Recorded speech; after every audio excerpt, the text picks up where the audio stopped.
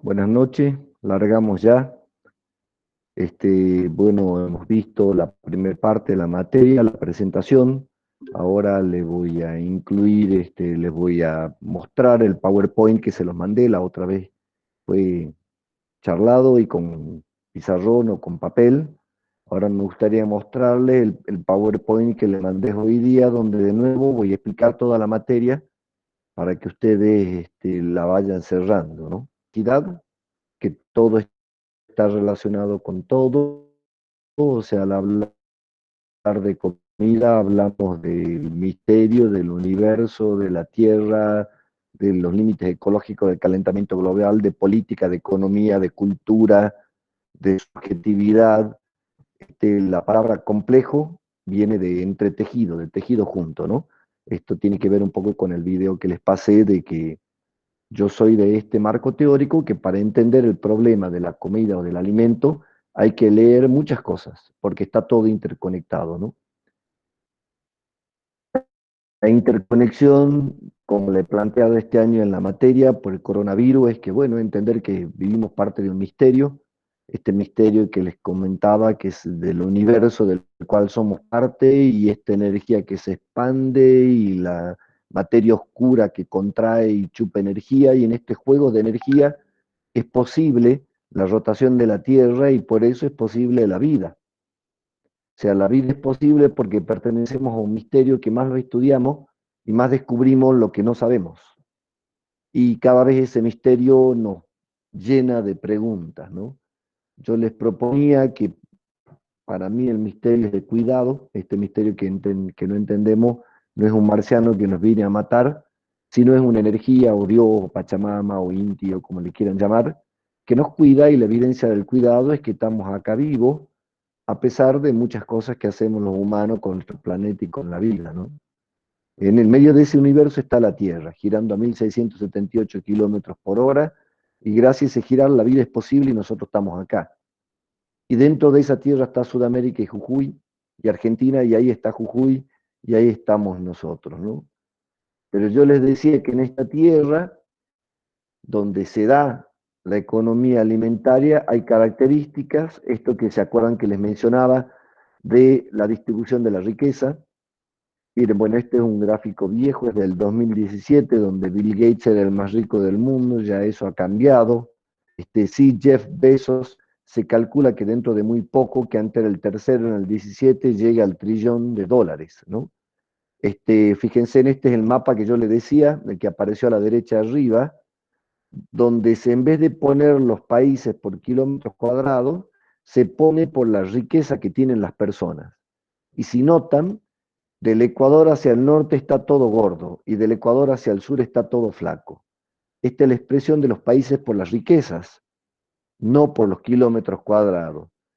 Y fíjense en que África prácticamente desaparece, que Latinoamérica, bueno, aparece apenas, ¿no? Como muy delgado, y gordo, Estados Unidos gordo, y Australia es lo único al sur que está gordito, pero del Ecuador para abajo está todo flaco, ¿no? Esto que les decía, la característica de la concentración de la riqueza en la colonia. El mapa de abajo a la derecha es el mismo, pero en vez de la riqueza por personas, la riqueza por países, ¿no? Está medido ahí los países de acuerdo al PBI que tengan, ¿no? No a las riquezas personales como es el de arriba. De nuevo la flacura, ¿no? Y acá a la izquierda ven una especie de copa de champán verde, en el medio de un rectángulo con 5 divisiones de anaranjado. Bueno, este es un famoso mapa que se sacó la PNUD, que le llaman la copa de champán. Cada uno de estos rectángulos anaranjados es un 20% de la población. Entonces, el primero de arriba es 20, este otro 20, así y así. Y lo que se ve como la copa de champán es la riqueza, donde vemos que el 20% de la población tiene más del 80% de la riqueza. Y todo el resto de la población, que son los 4 rectangulitos anaranjados y amarillos, se conforman con el 1% de la riqueza. O sea, la riqueza en este mundo está mal distribuida, además de eso está mal distribuida con una gran impronta colonial, los que tienen plata son los del norte, que han salido a aprovechar las riquezas de otros países, y los socios del sur, de esos grupos mayormente, además de la acumulación de la riqueza, habíamos hablado del calentamiento global, ¿no? De que se desertifican lagos, que se desertifican tierras, que se derriten los polos, que se aumentan los incendios, cada año hay récord de incendio, porque el aumento de temperatura hace más peligroso todo, ¿no? Este es una pauta de calentamiento global. Les acabo de colgar en el WhatsApp un informe de la NASA, que es el mismo lugar de donde se sacó este gráfico que apareció abajo a la derecha, que es el aumento de la temperatura desde 1980 hasta 2010.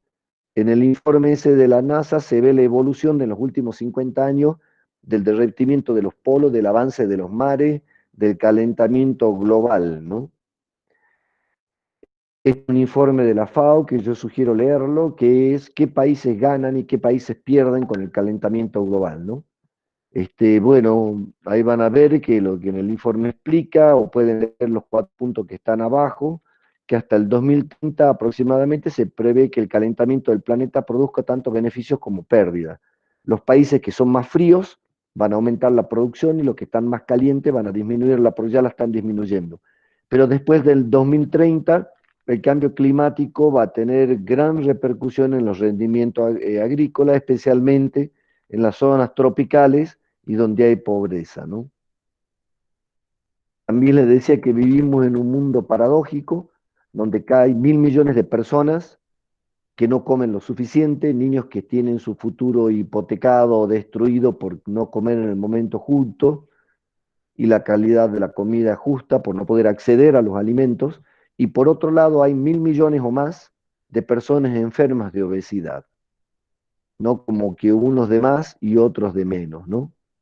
O sea, en este mundo donde vivimos 7.000 millones de personas, tenemos que producir alimento, generarlo desde la tierra hasta que la coma la persona, hasta el plato de la persona, para 2.000, para 7.000 millones de personas. Y la economía alimentaria lo que hace es estudia y reflexiona cómo se hace para hacer todo el proceso de producción, de transformación, de circulación y de comercialización de la comida para satisfacer de comida a estas 7.000 millones de personas, siempre en este contexto de acumulación, desempleo, calentamiento global, gordos y flacos, desnutridos y obesos. Ahí también me olvidaba lo de la basura, ¿no? Donde desperdiciamos se calcula entre un 30 y 40% de la comida que producimos, ¿no?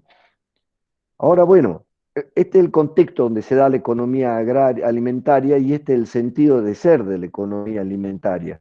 Ahora, ¿cómo se decide quién produce, quiénes son estos que producen y quiénes acceden a estos alimentos, quién pueden comer?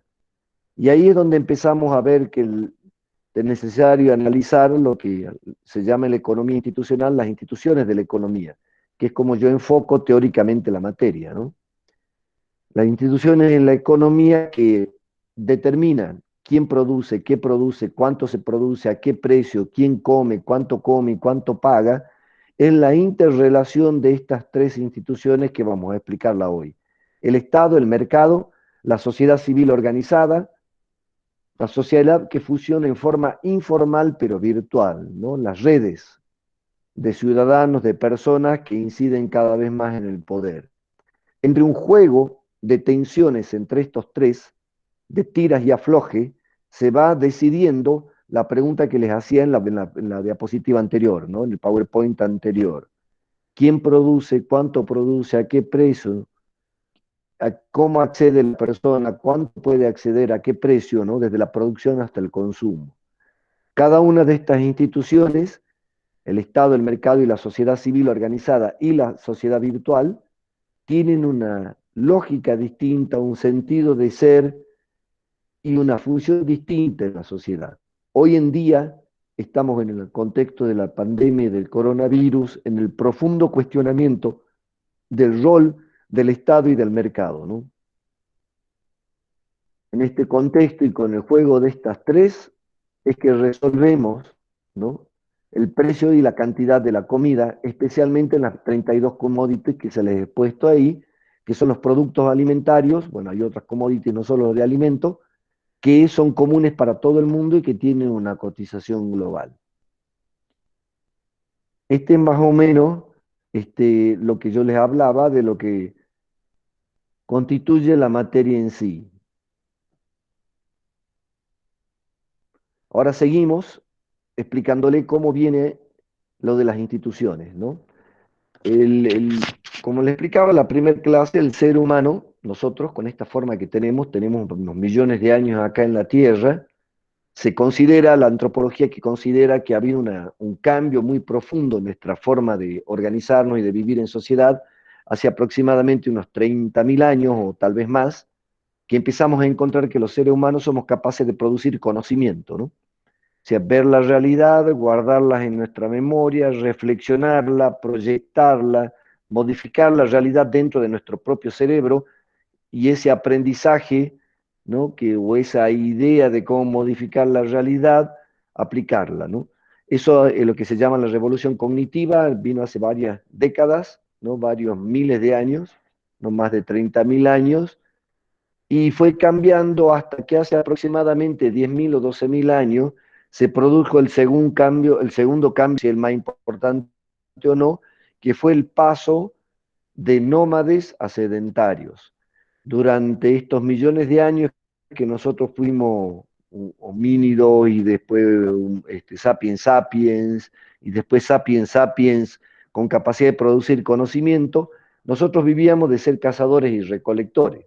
Lo que hacíamos era andábamos atrás de los animales correteándolos, los animales iban migrando, siguiendo la rotación de la Tierra alrededor del Sol y siguiendo su inclinación que determina los inviernos y los veranos. Entonces los animales andaban buscando los vegetales que florecían en verano y se secaban en invierno, y nosotros seguíamos atrás de los animales. Entonces éramos una especie que nunca se estableció, no se establecía, se movía, se movía, se movía. Claro, una de las características de la movilidad es que tenés que llevar la casa puesta y todo es de todos. Porque, a ver, en la época de los cazadores, ¿de quién era, no sé, un bisonte o el animal que cazarían? Y era el del que lo cazaba. Eran épocas donde no había propiedad privada, nos pasamos muchos miles de años como nómades, ¿no? De hecho, muchas partes de nuestros cuerpos todavía tienen características de nómades, por ejemplo, el sistema digestivo. Nuestra característica como cazadores, fíjense, como especie no tenemos muy buena vista, ni muy buen olfato, ni somos muy fuertes, ni tenemos grandes garras. Nuestra característica era que cazábamos en banda, usando el lenguaje para ponernos de acuerdo, y éramos trotadores, agotábamos los bichos, ¿no? Lo entrábamos a corretear, corretear, corretear, corretear, corretear, y lo correteábamos hasta que los agotábamos o le tendíamos trampa y los comíamos. Entonces, durante estos miles de años, nuestro cuerpo ¿a qué se adaptó? A caminar mucho, a moverse mucho, a correr, correr, correr. Somos animales de trote. Por eso nuestro sistema digestivo está preparado y nuestro cuerpo entero está preparado para correr. De hecho, cuando uno está estresado, se siente enfermo, el consejo que le da el médico es camine o corra, ¿no? Esa herencia que todavía no ha cambiado en nuestro cuerpo es de miles de años de ser nómades, de ser cuerpos que se tienen que mover para sobrevivir. Nos movíamos siguiendo los animales y los movíamos cazando y recolectando, ¿no? Mientras que lo íbamos cazando a los animales, íbamos recolectando lo que encontrábamos, mientras que íbamos siguiendo a los animales en su migración, y ahí comíamos fruta, verdura o lo que encontrásemos en esa época, ¿no? Entonces recolectábamos hasta que podíamos cazar o pescar, y si no, íbamos comiendo lo que encontrábamos, ¿no? De vez en cuando nos pegábamos una pensada de carne y de grasa, ¿no? Y la guardábamos. Por eso nuestros cuerpos también, cuando sienten nuestra papila gustativa que llega un poco de grasa, el cuerpo se predispone para absorber rápidamente todo eso y lo guarda. ¿Para qué uno engorda? Dice, ¿por qué engordo? Porque el cuerpo en su memoria está guardando para mañana seguir trotando o seguir migrando como buen nómade hasta poder encontrar de nuevo comida. Mucha parte de nuestro cuerpo todavía es nómade. Sin embargo, eso cambió hace 10.000, 2.000 años, cuando hubo un gran congelamiento que le llaman el Youngest Dryas, el gran congelamiento temprano, que hizo que los polos se congelen, se armen, Entonces, al congelarse, se chuparon el agua del mundo y se produjo una gran sequía en la gran parte del mundo. Eso generó que se mueran muchos animales, que se generen muchas estepas y que la forma de vida que tenía el ser humano, que era de cazador y recolector, de golpe se encuentre que no tenía que comer porque muchos de los animales grandes de los cuales vivíamos cazando desaparecieron con este congelamiento, ¿no? Con este congelamiento y que se secó, ¿no? La tierra en uno de estos ciclos que tiene cada 40.000 años. Entonces se seca la tierra y bueno, empezamos a desaparecer. ¿Qué hace? Bueno, ahí hay un semi-misterio para la antropología. En 5 lugares en el mundo, casi en el mismo periodo, bueno, entre 10.000 y 12.000 años, se domestican las plantas y los animales. O sea, empezamos, en vez de nosotros ir correteando un animal, lo empezamos a criar. De hecho, la ganadería, como van a ver ustedes en este video que les he mandado, el neolítico y la ganadería, ¿no? Nosotros con los animales, especialmente con los perros, empezamos a entendernos y a domesticarlos para acompañarnos en las casas. Primero aprendimos a domesticar perros para ser compañeros socios de la cacería, porque nosotros nos beneficiaban y ellos también, y después aprendimos de esa domesticación para domesticar animales que nosotros comíamos. Tanto la domesticación de las plantas como los animales fueron parte de esta etapa de la humanidad y nos cambió profundamente. Atrás de la comida, ahora en esos momentos nos asentábamos al lado de los ríos, aprendimos el manejo del agua, entendimos la función de las semillas y la función de la tierra, el agua, la semilla y el clima, creamos la agricultura y empezamos a producir cereales. Eso hizo que nos quedáramos en un lugar, que nos asentáramos en un lugar. Y ahí empieza un debate que hasta aún hoy se mantiene muy urticante, ¿no? Cuando éramos nómades, todo era de todo, y el animal era del que lo cazaba, o era del grupo o de la familia que lo cazaba y lo compartían entre todos, ¿no? Como por ejemplo yo le decía, bueno, si vos vas a pescar al dique, ¿de quién es el pez? Mientras que está en el agua es de la naturaleza y cuando lo pescas es tuyo, ¿no? En esa época todos los peces, todos los animales eran de todo, eran de la naturaleza, era de quien los atrapaba. Cuando empiezan a asentarse las primeras poblaciones, ya no es el animal de la naturaleza, ni el cereal ni la fruta de la naturaleza. Ya el ser humano en forma organizada, manejando el agua, el suelo, con alguna tecnología, ¿no? Y con el clima, con la naturaleza, empezamos a generar nuestra propia comida y no a recolectarla. Ese esfuerzo en un lugar fijo crea la idea de la propiedad privada. ¿Y cómo se crea la idea de la propiedad privada? Bueno, quien cultiva es el dueño, ¿no? Y ahí empiezan todos los debates de quién son las cosas, de quién es la comida. ¿Es de quien la cultiva? ¿Es de quien la produce? ¿Es un bien común? ¿La genera la naturaleza y la compartimos en la medida que la podemos obtener? ¿O es de quien la produce y la acumula? Empiezan por primera vez en la historia de la humanidad procesos de acumulación de comida y de sobrante. Pero ¿cuál es el problema? En realidad, de la mayor parte de nuestra especie, muy pocos son los que se asientan y en pocos lugares, en el Tigre y en el Éufrates, ahí en Irak, bueno, en la ahí en la Mesopotamia, en China, en África, en México y acá en Andes, ¿no? Acá hay sitios de cultivo agrícola de 7.000, 8.000 años, se han encontrado 7 sitios, muy, muy temprano también, ¿no? Hace muchos, muchos años. Entonces, ¿qué pasaba? Todos eran pequeños grupos y los otros seguían nómades. Claro, entonces de golpe venían los nómades y se encontraban con un cultivo y como ellos no tenían idea de la propiedad privada, porque la propiedad privada se desarrolla cuando uno se asienta, se comían lo que encontraban. Para colmo, el talento en la etapa de cazador-recolector era la capacidad de caza, la fuerza, la violencia, el rectilíneo, la agresividad, la capacidad de pelear con otro animal. En cambio, en la agricultura, el talento para la sobrevivencia ya no era tanto la agresividad de entender los animales, de predecir la lluvia, el frío, el calor, el viento, de relacionarse con la naturaleza no de pelearse con los animales. Entonces los agricultores tenían mucha menos el cuerpo para matar, para enfrentarse, para cazar, sino para producir, para cultivar. Entonces empiezan grandes problemas en estas primeras ciudades que se asientan alrededor de los ríos con los nómades, que venían cual vándalos, ¿no? Vándalos, depende de qué lugar lo vean. Para los nómades la vida era así, la comida era de la naturaleza y de quien la atrapaba.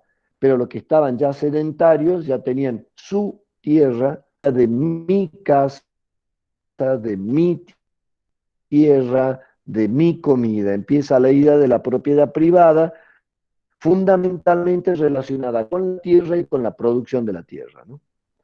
Ese debate, que es cuando nos empezamos a sentar, enfrentándonos con otros, crea los principios de lo que hoy se llama Estado. Porque ¿qué pasaba con estas pequeñas aldeas? Venían los nómades, le quitaban todo, los mataban, hasta que, bueno, llegan a un punto y dicen, bueno, ¿qué vamos a hacer con estos nómades que cada tanto pasan y nos matan? Bueno, lo que vamos a hacer es organizarnos, buscar a los más fuertes, darle armas y ponerlo ahí para que nos defiendan. Ah, bueno, ¿y de qué viven los más fuertes si están todo el tiempo mirando ahí? No hay que mantenerlos. Entonces, bueno, hagamos un bolsillo entre todos, juntemos plata, se la demos a alguien para que administre y para que arme entre los jóvenes y los más fuertes un grupo que nos defienda. Y se crea la primera idea de Estado. ¿Cuál es esta? Y bueno, juntemos un grupo de personas, la mantengamos y le demos poder. ¿Cuál poder? El de ejercer la violencia. Le demos armas, le demos el derecho de defendernos ellos en cuenta de nosotros. El derecho nuestro de defendernos se lo cedemos y le pagamos para que usen ese derecho nuestro porque son más especializados en la guerra y bueno, porque arriesgan su vida. Y nace el concepto de impuesto para mantener un grupo de personas que defendía a otra que estaba sedentaria en un territorio. Si se ponen a pensar, ese es el concepto básico del Estado, ¿no? Un grupo de personas como nosotros los argentinos que compartimos un territorio, que hacemos un bolsillo mensual o diario, que son los impuestos, para mantener otro grupo, un grupo de personas que nace, que somos nosotros mismos, que comparten el territorio, cuya tarea es cuidarnos. Interesante que esta cesión de poder, porque uno le da plata y le da armas, es lo que da inicio al Estado. El Estado es una cosa que nos hemos inventado, yo le llamo instituciones porque sigo esa corriente teórica, es una cosa que nos hemos inventado para defendernos de nosotros mismos y bueno, también de otros animales, pero fundamentalmente de nosotros mismos. Claro, ¿qué pasó? Primero el Estado era un grupo de soldados que nos defendían los de afuera, pero adentro del empieza a acumular y le empieza a sobrar comida, cosa que nunca había pasado en la humanidad porque la comida la tenías que transportar porque eras nómade. En cada hora te sobraba y la guardabas. Y al que le iba mal con la agricultura empieza a vivir al lado de a otro que le fue bien y que acumuló por el derecho que le daba al concepto de la propiedad privada. Si me sobra, aunque me sobre y se pudra, es mío. Y el de al lado tiene derecho a consumirlo. Entonces empieza a haber conflicto dentro de estas ciudades que estaban alrededor de los ríos, estas ciudades sedentarias, por la pelea por la propiedad privada. El mismo conflicto que teníamos hacia afuera, que venían los nómades para comernos, o nosotros lo comíamos, vaya a saber en qué banda andaríamos, lo mismo empieza a pasar dentro del pueblo o de la villa. Empiezan los conflictos entre las personas por la propiedad de la comida y por la propiedad de la tierra. Y empiezan a decir, che, mira, mi tierra hasta dónde llega, este peso es mío, y el agua de quién es. Entonces empezamos a tener conflictos por la acumulación por un lado y el hambre por el otro dentro del mismo territorio, conflictos por de quién es la tierra, quién define quién es la tierra y cuáles son los límites, conflicto por el manejo del agua. Entonces ese Estado que se había especializado inicialmente resuelva los conflictos conflictos que había adentro de ese territorio. Entonces, además del ejército, creamos la policía. Entonces, bueno, ¿y cómo hacemos para convivir acá adentro? Y tenemos que acordar y poner reglas. Tenemos que sentarnos y ponernos de acuerdo qué vamos a hacer. Si se puede robar o no, qué es robar, hay propiedad privada. El que le sobra, ¿qué hace? ¿Lo guarda o lo tiene que compartir? Entonces establecemos reglas y acuerdos de convivencia en ese territorio y ese acuerdo de convivencia nos limitaba en nuestra conducta privada.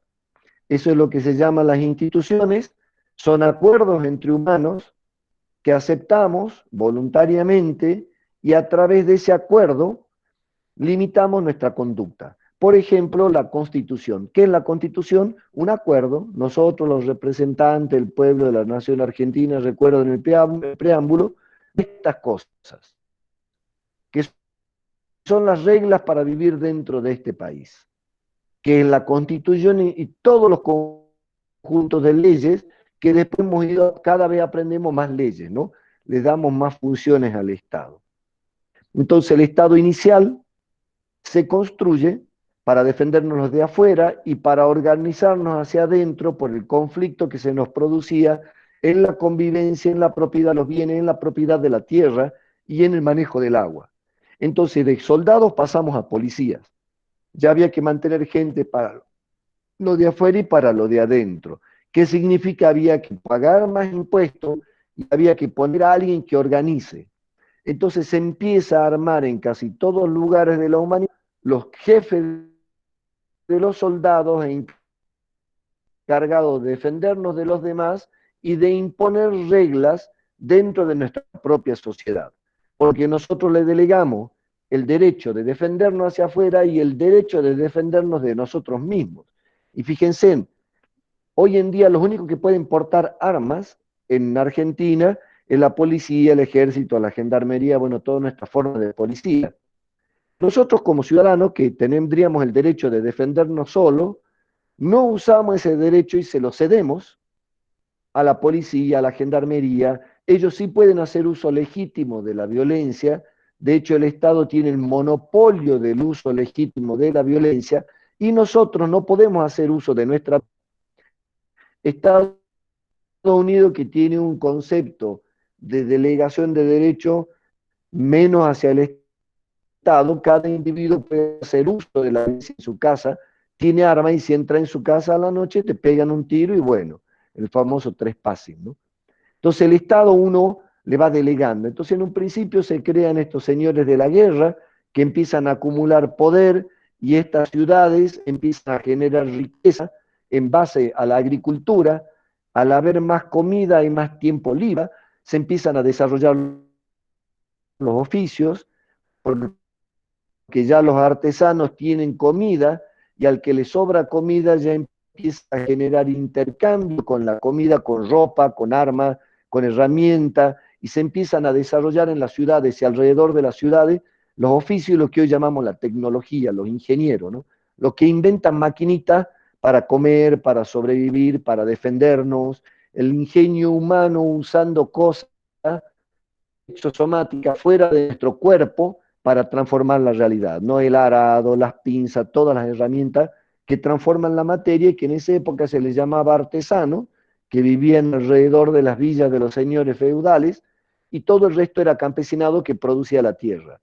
Entonces, ¿qué pasa? Estos señores de la guerra dicen, bueno, ahora la tierra es mía, todos me obedecen a mí, y al final, aquella persona que nosotros les delegábamos el poder para que nos cuide, termina apropiándose del poder y como tiene los soldados y tiene el manejo de la violencia interna y la no violencia externa, se impone a sus propios creadores y se apropia del poder de sus propios creadores vía la violencia. Entonces, de golpe, para garantizarnos la sobrevivencia, este poder que inventamos, que se llama el Estado, se vuelve en contra de nosotros mismos por la vieja historia de la codicia del humano, ¿no? Esto que tal vez uno siga viendo, que las personas sean más de influir sobre la vida de los demás y la sensación que le dan nuestros egos esta capacidad de influir y de decir nos embriaga y nos pierde, ¿no? De hecho, es bien interesante, la filosofía fue creada, imagínense, antes de Cristo, varios cientos años antes de Cristo, para preparar a las élites para hacer uso del poder del Estado y no perderse. Era conocerte a vos mismo, quién sos, de dónde venís y qué es lo que querés, para que cuando te vete. Porque los seres humanos, cuando absorbemos el poder delegado por otros seres humanos, para conducir o influir o cuidar la vida de muchas personas, se ve que nos viene la cuestión de los dioses y nos perdemos, ¿no? Aún hoy. En esa pérdida de la codicia o del emborrachamiento del poder que nos da este invento que hicimos en el Estado, que además es necesario por habernos hecho sedentarios y por empezar a acumular riqueza, ¿no? Porque no empieza a sobrar comida, este invento se convierte en una herramienta contra nosotros mismos y empieza una explotación de nosotros hacia nosotros usando la herramienta que hemos inventado hace unos miles de años. Entonces esa herramienta hemos ido aprendiendo y la hemos ido modificando. ¿Qué pasó? Estos señores de la guerra, venía otro señor de la guerra más fuerte, o una familia, porque empezamos en lo decapitaba, le ganaba el poder y se convertía en el controlador, no como pasaba acá en el Incario, que eran familias que destronaban otra familia y controlaban el imperio, el territorio o el país, o como le quieran llamarle, a este lugar que ese grupo de personas decidió que le pertenece porque se asentó ahí, ¿no? Tipo de idea de Dios, especialmente en la zona de Europa, mucho pasó en el África, también en la China y los shogunes en Japón, ¿no? No, loco, ya no es el más fuerte. Algún pícaro, algún rey o algún astuto o algún iluminado que dijo, no, ¿saben qué? Yo hablé con Dios y Dios dice que yo soy el representante de este nombre de Dios, el de la época, en la tierra. Y que yo no solo soy el que tiene que controlar la violencia del Estado o el derecho que me cedieron los ciudadanos del Estado, sino además soy propietario de la tierra, propietario del agua y soy el que conecta a los ciudadanos con Dios. Y se produce una concentración de poder enorme, porque de golpe, por lo cual tenía poder religioso, aún hoy Europa consigue,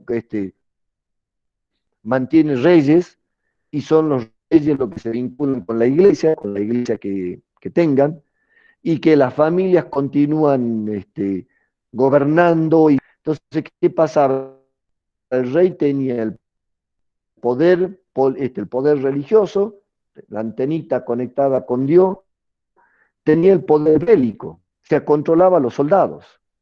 Y al controlar los soldados, controlaba la riqueza y controlaba a los ciudadanos. Y además de eso, era el propietario de la tierra, porque en la etapa del paso a los señores de la guerra ya no dicen la tierra no es del ciudadano que la cultiva, es del rey y el rey te otorga el derecho y por eso tenés que pagarle.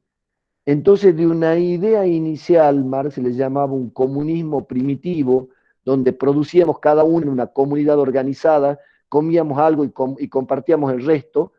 De ese comunismo, cuando va creando de comunidad, viene de común unión en un territorio, se va creando esta idea de Estado para defendernos, que termina siendo un instrumento de nuestra codicia y de nuestra vanidad y de nuestro deseo de ser dioses e inmortales y reconocidos para explotarnos a nosotros mismos.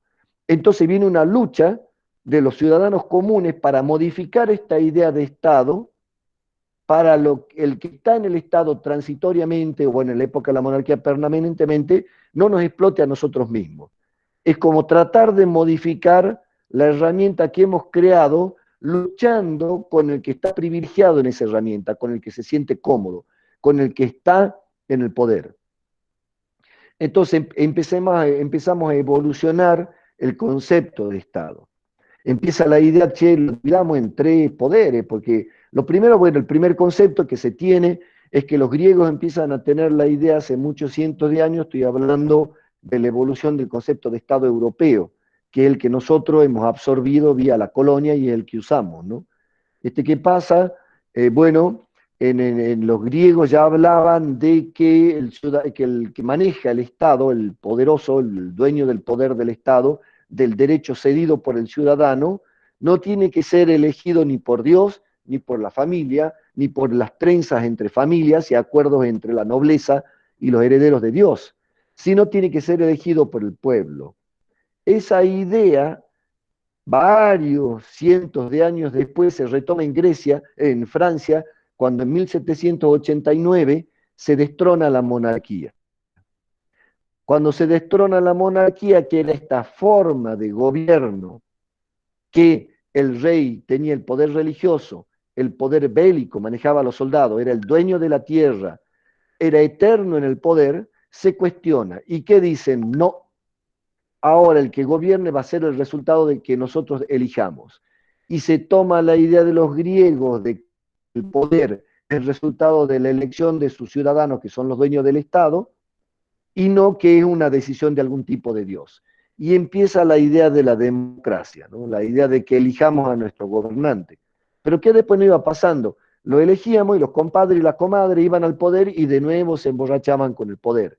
Tenían el poder supremo. Entonces era una permanente lucha de los ciudadanos contra aquellos a quienes han elegido para gobernarlo y lo mantienen, ¿no? Porque de última, yo soy empleado de ustedes y todos nuestros gobernantes son empleados nuestros.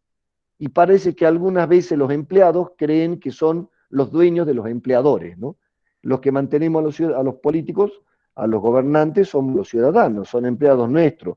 Pero cuando llegan a manejar semejante cantidad de poder, y bueno, la cerveza se le sube a la cabeza, el poder nos da todo lo que nos da y todas las rayas que nos da. Es interesante porque de las 5 religiones organizadas que hoy explican el 90% de la humanidad, de la espiritualidad de la humanidad, las 5 hablan de las distorsiones que nos producen, y todo de distinto origen, ¿no? Asiáticas, bueno, de Medio Oriente, del Tigris y el Éufrates, de los árabes, la judeocristiana católica, todos trabajan y hay mucho teología o conocimiento religioso aplicado al control de las distorsiones que nos produce el poder, ¿no? La vanidad y la codicia, ¿no? Y la gana de la inmortalidad, ¿no? De que a pesar de que nuestro cuerpo desaparezca, uno siga vivo en el nombre, ¿no? Entonces empieza el uso del Estado para todo este poder. Y ahí es donde se nos ocurre, después del siglo del 800, digamos, empezar a controlar el poder dividiéndolo en 3. Uno que cree las reglas, otro que las ejecute y otro que se dedique a la convivencia diaria, el poder ejecutivo, el poder legislativo y el poder judicial, ¿no? El que hace las reglas, el que las hace cumplir y aquel que se encarga de la sobrevivencia urbana, de la convivencia urbana, ¿no? Entonces el Estado empieza a dividirse en 3 poderes. A fines del 800 el Estado pega un cambio muy grande, porque fíjense, antes de que llegue el 900, la mayor parte de la humanidad, el 90% de la humanidad era urbana, hasta que viene la revolución industrial y nos empezamos a amontonar en ciudades. Cuando nos amontonamos en ciudades, viene el problema del hacinamiento con las enfermedades que producen el hacinamiento. Vienen grandes pestes que matan en Europa, que matan en el Asia, en la China, en el Japón, en el África, resultado de la convivencia de los humanos amontonados con hábitos campesinos y con convivencia de pequeños animales, porque nos hacemos ciudades todavía con animales para la convivencia. Entonces eso produce muchas enfermedades. Esas enfermedades hacen que los que compartan esa ciudad necesitan organizarse. Y empieza en el 900 la idea de la planificación urbana, más concretamente el manejo de las aguas blancas, negras y grises, digamos. El agua que tomas, ¿no? Y el agua que ya están con tus outputs, que no la podés tomar. Y empiezan también el manejo de las pestes con los animales. Bueno, hoy seguimos con un virus que nos saltó del murciélago, en esa época eran otras cosas, bacterias, parásitos que saltaban de los animales de nuevo, el humano conviviendo con animales, sacándole su ecosistema, muy estrechamente relacionando y contagiándonos sus microorganismos, ¿no? Parásitos, bacterias, virus, bacilos y un montón de otras cosas más. En el 900 entonces, por el gran urbanización de la sociedad, hoy, a diferencia que hace ciento y pico de años, el 90% de la humanidad vive en ciudades, vivimos en ciudades. En esa época el 90% de la humanidad vivía en el campo. en ese paso del campo a la ciudad es que el Estado empieza a tener un rol muy importante, que básicamente la planificación urbana. Empieza a entenderse la necesidad de organizarnos para convivir. Entonces le damos más poder al Estado. Ya no solo el poder de defendernos lo de afuera, de defendernos lo de adentro, de ser el que haga las leyes, de ser el que haga cumplir las leyes y que nos garantice y que nos cuide a todos, sino que además nos organice acá adentro. Y además se empieza a dar cuenta que si no nos organizamos para todo en cuestiones como la salud, bueno, en esto fue muy importante las pestes que tuvimos en el siglo pasado, que dan el nacimiento al Estado dando la salud, ¿no? Un debate que hoy de nuevo la peste lo vuelve a traer. ¿Quién está salvando hoy día a las personas y a las empresas? Es el Estado, no son las empresas, no es el sistema empresarial ni las ONG. Entonces el Estado va teniendo siempre un debate permanente, porque es una institución que hemos criado hace 8.000, 10.000 años para que nos cuide, pero como es una concentración de poder delegado, ahora nos tenemos que cuidar de la corrupción, de la vanidad, de la codicia, del propio empleado que nosotros contratamos, que elegimos por 4 años y que contratamos gente para que trabaje para nosotros, ¿no? El distanciamiento con ese Estado es lo que caracteriza a nuestras épocas y lo que es la diferencia de lo que se llama una democracia delegativa, una democracia participativa. El de la democracia con el sistema de partidos es el que nos permite acceder a la representatividad del pueblo para manejar al Estado, ¿no? Entonces uno entra a un partido, se inscribe como un partido, va a elecciones, gana y termina manejando el Estado. Entonces, el control de los partidos, el manejo de los partidos, la no democracia interna en los partidos, va arruinando la democracia porque llega a ser candidato alguien que no sufre un proceso democrático, sino que es el resultado del acuerdo dentro del sistema de partido, ¿no? Y la democracia, imagínense aún hoy, cuál es la democracia que más funciona a mi criterio, es la democracia delegativa. O sea, yo elijo una persona como si fuera un rey por 4 años para que me conduzca la vida. Eso es lo que se llama la democracia. Yo me he formado en esa democracia, donde vos lo que hacías era elegías un rey por 4 años, quien estaba en el poder se sentía rey, y quien no estaba en el poder se sentía un súbdito de un rey, cuya única ventaja en el funcionamiento de la democracia era elegirlo y por ahí cambiarlo dentro de 4 años, ¿no? Como máxima ejercicio, cambiarlo dentro de 4 años. Entonces se modifica, bueno, se mantiene en algunos momentos esta característica de la democracia, porque fíjense, a pesar de que ya la democracia tiende a ser participativa, que significa no elijo un rey cada 4 años, sino que elijo una persona y participo desde alguna institución democrática, sociedad civil organizada, empresa, universidad, centro vecinal, club, religión, para controlar al empleado nuestro, que son aquellos que ponemos a manejar el Estado.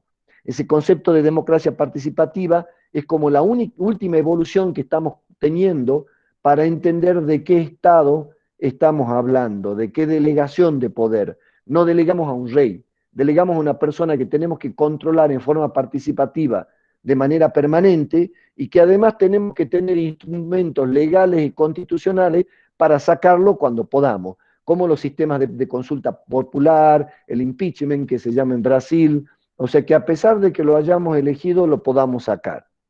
Porque, bueno, después se ha dado en muchos casos que los mismos ciudadanos, aunque sean la mayoría que quieren sacar a su empleado, no pueden porque sus empleados hacen uso de la Constitución para decir, no podés sacarme, ¿no? Entonces, hoy estamos en un gran debate sobre ese Estado y sobre cuáles son los roles del Estado. Para entender el debate de los roles del Estado y para qué sirve, también tenemos que entender el funcionamiento del mercado. Y fíjense en qué paradójico, bueno, los seres humanos intercambiamos desde hace miles de años, tal vez desde que hemos empezado, porque bueno, esto que le explicaba en la clase anterior, somos sapiens sapiens, nuestro talento es hablar de algo superior, construir nuestra imaginación para sentir que pertenecemos o dependemos de ese superior, y al pertenecer de ese superior podemos soportar nuestros conflictos internos y podemos organizarnos en grandes grupos, llenos de quilombos para adentro, llenos de conflictos, pero vamos ahí todo amontonado atrás del nombre de algún dios, del nombre de alguna patria o de algún símbolo que represente un territorio, o atrás de un club, o atrás de, no sé, el centro vecinal, ¿no? Creamos una idea superior y creamos capacidad para ponernos de acuerdo, sobrevivir en estos amontonamientos de gente y unidos por una idea superior, pero llenos de diferencias, de género, de subjetividades.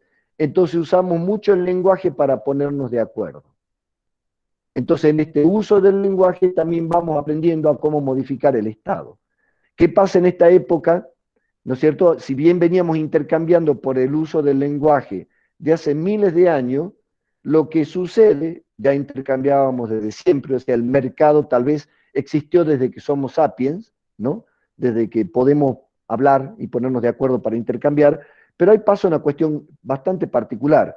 En el medio de la hambruna y la malaria que había en este Yanges Dryas, en este congelamiento que les explicaba antes, que andaban todos los nómades en animales para cazar, es que en estos lugares, en estas ciudades, alrededor de los ríos empieza a sobrar comida en grandes cantidades. Entonces ya el intercambio ya no era entre familias, interno dentro de la familia, que bueno, uno cazaba un ciervo y le daba un pedazo y el otro a cambio de eso cuidaba a los hijos, que eran intercambios interfamiliares, o entre familias, ¿no? Una familia se dedicaba a hacer artesanía y la otra, bueno, había intercambio entre familias, lo que empieza con la agricultura a sobrar comida, empieza a haber grandes excedentes. Entonces ya el intercambio no es entre familias, sino empieza a ser anónimo. Entonces se empieza primero con sistemas de trueque, de cambio un cordero por 2 bolsas de papa, y se empiezan a establecer lugares en las afueras, en las villas, donde se iba a intercambiar. Y el debate es, bueno, ¿cuánto vale? ¿Cuánta bolsa de papa vale un cordero? ¿Quién define el valor de eso? En los sistemas de intercambio previo eran acuerdos entre la familia que se cambiaba necesidad por... Y la necesidad definía el valor del intercambio. Pero en este proceso de la acumulación, como empieza a sobrar mucha mercancía, sobre todo comida, empiezan a venir de otros lados a buscarla. ¿Y qué hacen algunos reyes? Construyen unos lugares alejadas de la ciudad, donde ahí dicen, bueno, vayan e intercambien ahí. Ajá. ¿Y qué precio le pongo a la mercancía? Y vos ve, hermano. Ahí, si yo me cuesta hacer una bolsa de maíz, no sé, a valores de hoy para ponerle un precio de 10 pesos y la puedo vender a 1000, ¿está bien? Si te la compran, está bien. Se crea la idealidad de la persona o tanto la necesidad o el valor de producción, sino el tira y el afloje, la ley de la oferta y la demanda, ¿no? Bueno, es un mecanismo, ¿no? Entre que toda la sociedad, ahora la mano invisible con el coronavirus está más invisible que nunca, digamos, no está funcionando, pero que decía, si vos dejás a los individuos interactuar libremente, donde el precio del intercambio surja del tira y el afloje, de la ley de la oferta y la demanda, de la competencia entre los que ofrecen lo mismo para satisfacer la necesidad de los que demandan lo mismo, estos compiten entre sí los demandantes para comprarle a los oferentes y los oferentes compiten entre sí, produce un encuentro que genera un precio de equilibrio. Y esa era la idea, pero ¿cuál es la filosofía dentro del mercado? Y mira, hermanos, si vos vendés y ganás, metele para adelante, libre mercado, ¿no? Hay una anécdota muy divertida, fíjense en los mercados, como los de Jujuy, como el del Alvear, como el de la Gorriti, como el del Almirante Brown, son cuadrados cerrados con puertas. ¿Por qué? Porque antes, aún hoy hay mucha de esa sensación en el mundo agrícola, al comerciante se lo consideraba como gente indigna. ¿Por qué? Porque ganaba mucha plata sin trabajar, porque ganaba mucha plata aprovechándose del desconocimiento del manejo de la información del otro intercambiante, que su necesidad hacía que intercambie mal, por cosas de menor valor, ¿no? Entonces, esta característica de intercambiar tratando de sacar siempre la ganancia, no relacionado con el costo de producción, sino con lo que vos puedas sacarle al otro, se produce en gente que en esa época se consideraba de menor calidad humana. Entonces estaban los reyes con la nobleza, los productores los que hacían artesanías, ¿no? Los que hacían tecnología, los burgueses, los campesinos, los soldados, los sacerdotes, y el último en la casta era el comerciante. De hecho, para muchos productores, vos le hablas del comerciante y te habla como algo, los busca. ¿Por qué? Porque no generaban valor. Simplemente cambiaban las cosas de lugar y se hacían ricos por cambiar cosas de lugar.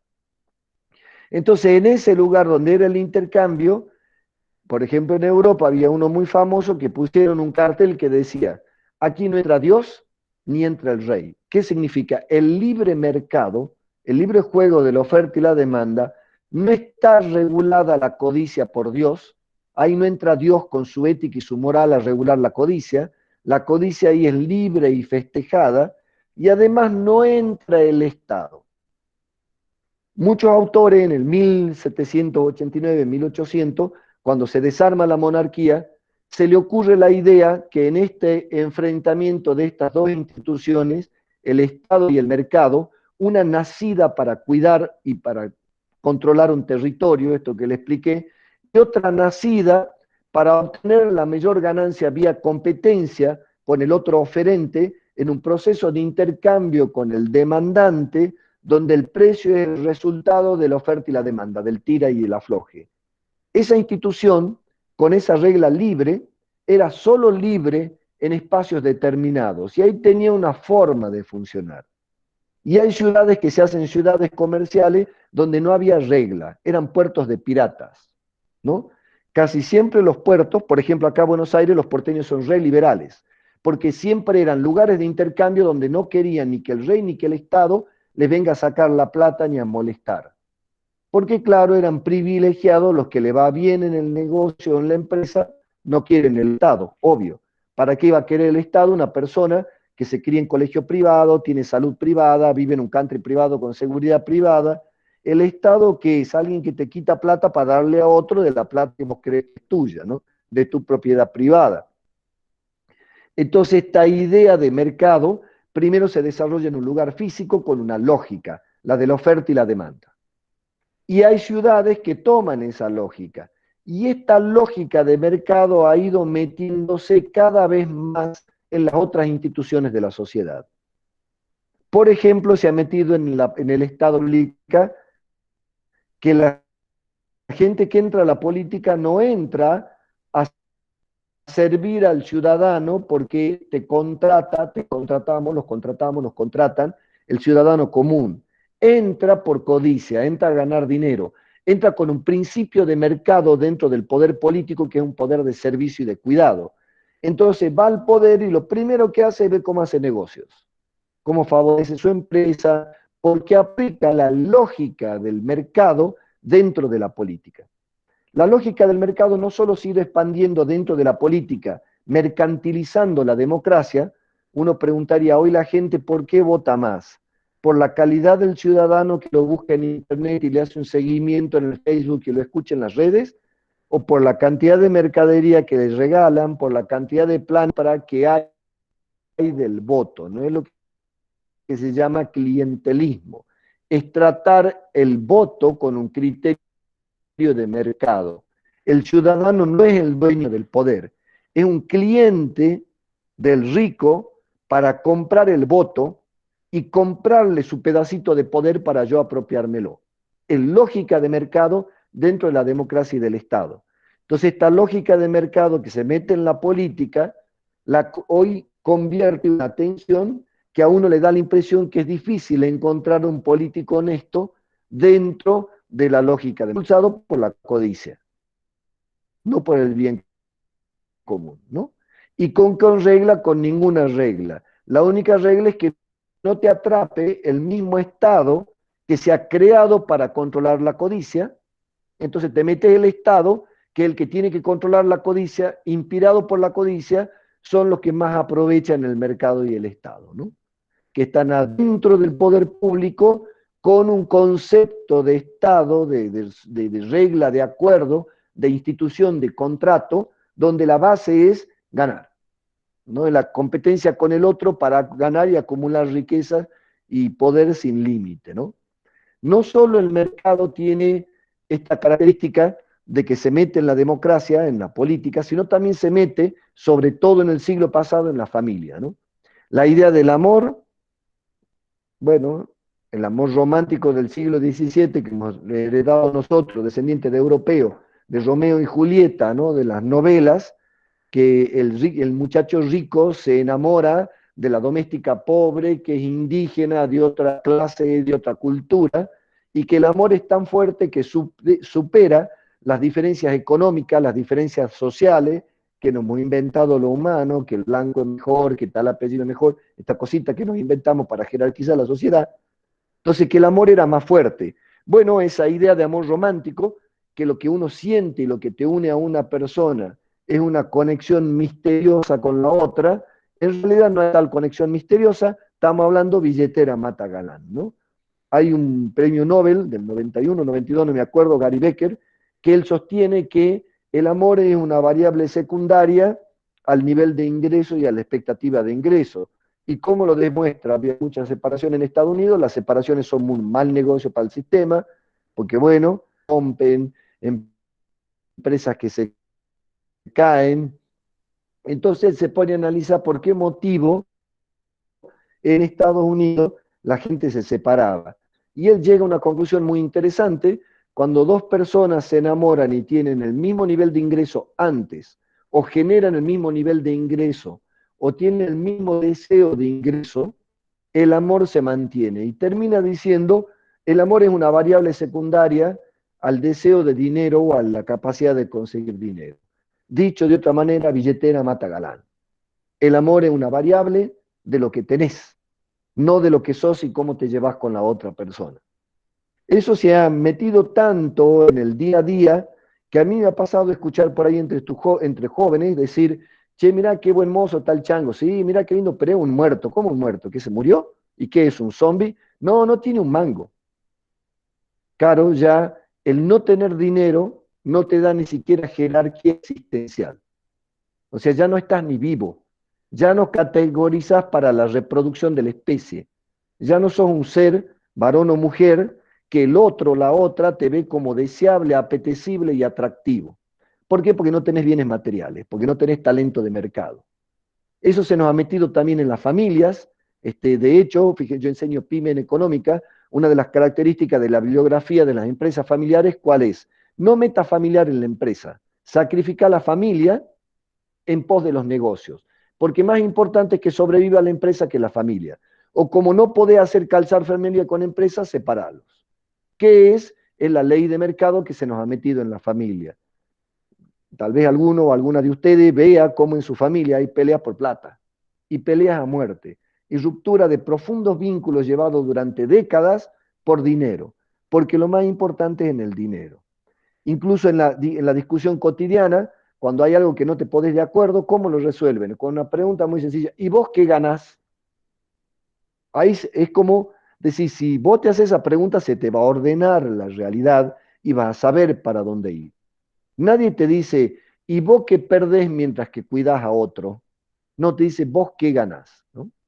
Entonces empieza una idea que nuestra conducta está regulada por la regla de mercado que cuando se creó hace muchos miles de años estaba encerrada en un cuadrado donde iban las personas que se consideraban viles, y esto que tienen puerta los mercados con reja es porque ahí ponían los soldados para que no dejar salir a estos atorrantes, ¿no? Que en esa época se consideraban de una ética menor. Bueno, esto de una ética menor hoy controlan el mundo con esa filosofía, ¿no? Lo controlan porque los que tienen el poder tienen esa filosofía, pero especialmente porque nosotros los ciudadanos comunes creemos que esa es la forma de conducirnos, legitimamos la ley del mercado y la aplicamos en nuestra vida. Y obviamente la ley del mercado siempre favorece al que tiene más poder, más fuerza, más escala o más creatividad. O sea, si no sos Bill Gates, si no has heredado una fortuna, olvídate. Joseph Stiglitz sacó hace poco un libro el año pasado analizando los procesos de concentración de riqueza y toma un libro de Piketty, que toma 300 años de acumulación riqueza, que toma de otro que se llama Angus Madison, que tomó un inglés. Piketty es francés, Stiglitz es norteamericano y Angus Madison en inglés. Estos tres analizaron los procesos de concentración y de riqueza y de distribución, y ellos, ¿qué dice Stiglitz? Mira, 99% del que nace rico muere rico, y 99% del que nace pobre muere pobre. Pero hay 1% de los pobres que sale rico, como Maradona, como Bill Gates. Bueno, apostemos que el otro 99% se contagie de ese uno. El famoso microempresario, el emprendedor, el empresario schumpeteriano, el modelo de la sociedad. Empecemos con 2 centavos en el garaje de la casa y seamos como Bill Gates, como Zuckerberg. Claro, el problema es que lo que te dice Stiglitz, ese cuento está muy bonito, te inspira para salir de la mediocridad, pero que ha demostrado los últimos 500 años. Y mira, hermano, 99% del que nace acomodado muere acomodado, y 99% o más del que nace pobre muere pobre. Entonces, claro, esta idea de que el mercado te cambia de lugar hasta ahora, en el largo plazo no lo va demostrando. Piketty todavía aumenta la apuesta y dice, mira, ¿saben qué caso se da que hay redistribución de la riqueza que el mercado tiene a concentrar cuando hay guerras?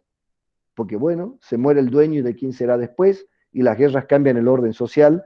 Cuando hay pandemia, las grandes pestes en Europa produjeron cambio en la propiedad de la riqueza, porque nos cambia la cabeza y cambiamos nuestras instituciones, la idea de Estado y de mercado, y sobre todo la educación. Piketty dice que lo único que permite la redistribución de la riqueza es la educación, no el emprendedurismo, no la innovación, la competitividad de la meritocracia. No, hermano, cuando vos educas a toda tu población, a la larga, la capacitación hace que le demande más riqueza al sistema y le saca al rico y migra al pobre para que sea clase media.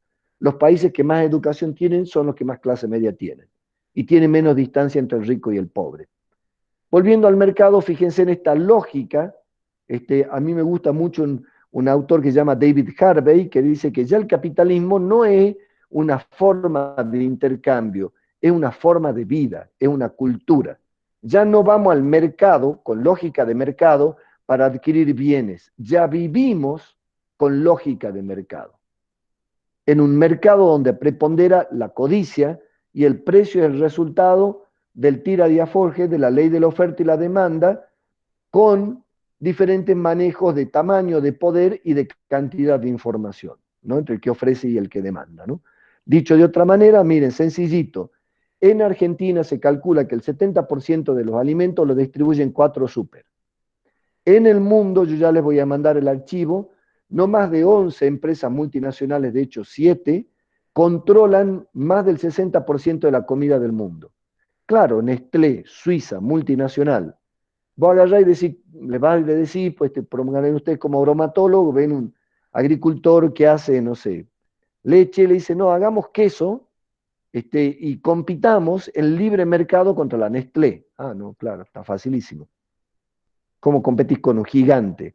Claro, obviamente al gigante le encanta el libre mercado.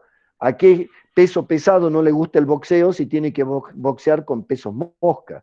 A los pesos pesados no le gusta el boxeo cuando al frente hay otro peso pesado y ahí lo busca el Estado, ¿no? Entonces esta regla de mercado se ha ido metiendo en todas las instituciones de la sociedad y se ha convertido en una forma de vida. A tal una forma de vida que hoy con el coronavirus hay estados y presidentes como Bolsonaro, como Trump, que te dicen, y bueno, mira, se tiene que morir la gente por el coronavirus, se tiene que morir porque peor es que pare la economía. Ah, qué interesante. ¿Es mejor que se mueran que perder dinero? Sí. Esa es la lógica de mercado para analizar la sobrevivencia del ciudadano. Acá lo importante es ganar dinero. No importa si se muere o no gente.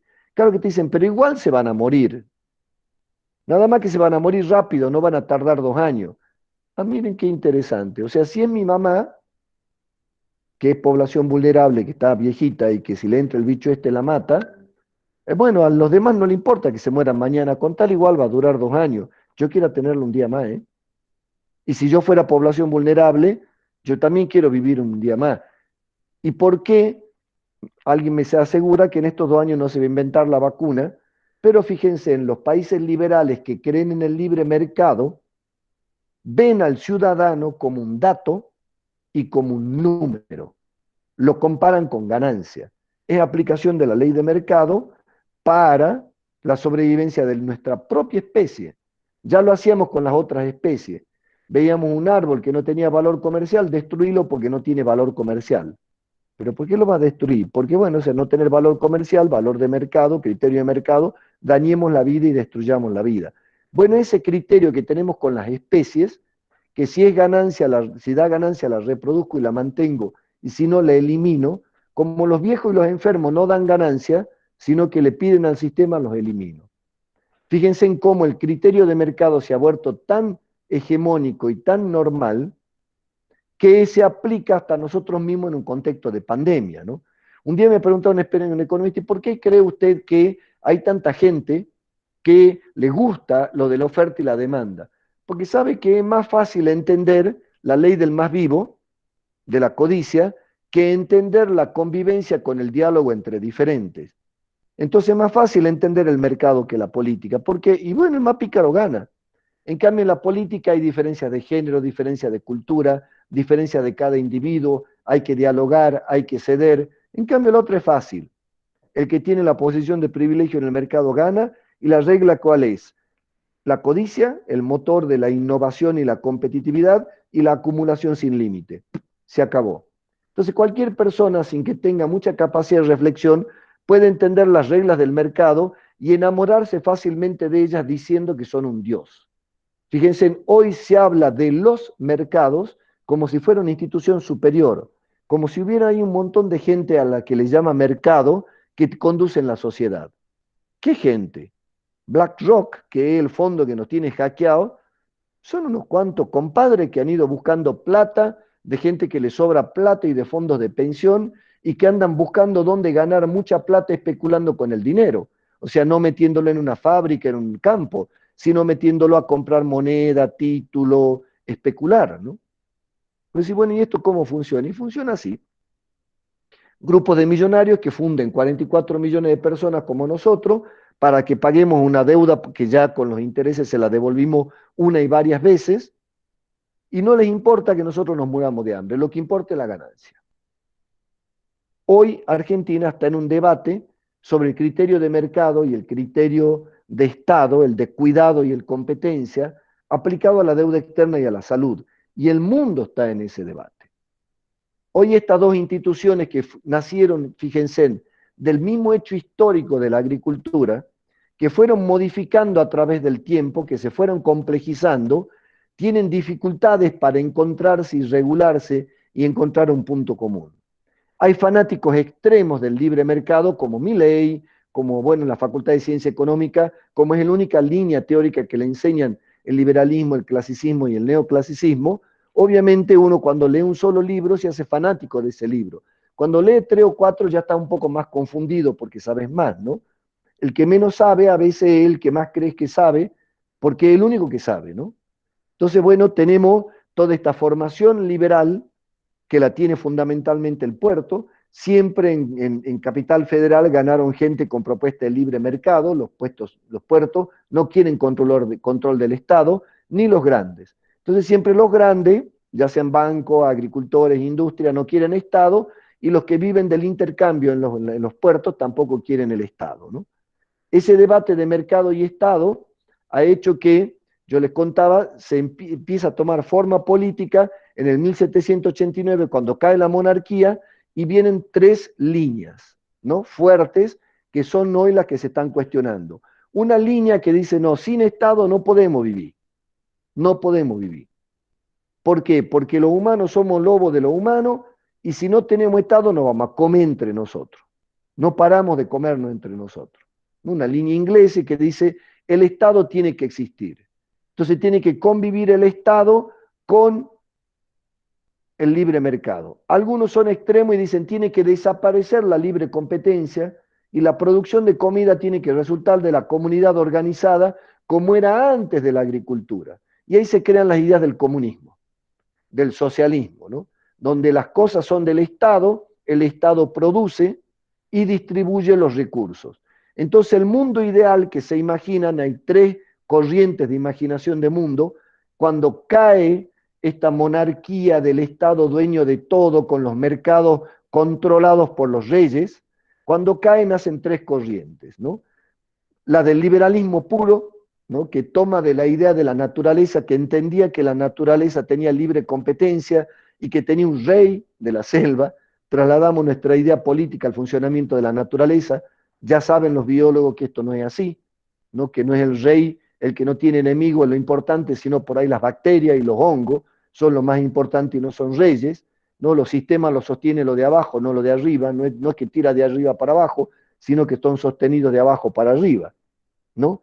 Entonces empieza todo un proceso de hacer planteos de intelectuales diciendo libre mercado, Estado, ¿no? Estado controlando al libre mercado, socialdemocracia europea, Estado solo, socialismo, comunidad organizada, comunismo.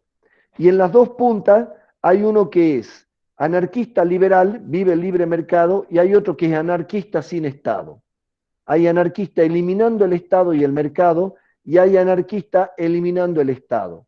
La escuela austríaca, de la que viene Milei y que alimenta a muchos de los economistas que hablan en la televisión, creen que el Estado es el problema de la humanidad, que hay que eliminarlo, que al eliminarlo la competencia va a organizar todo.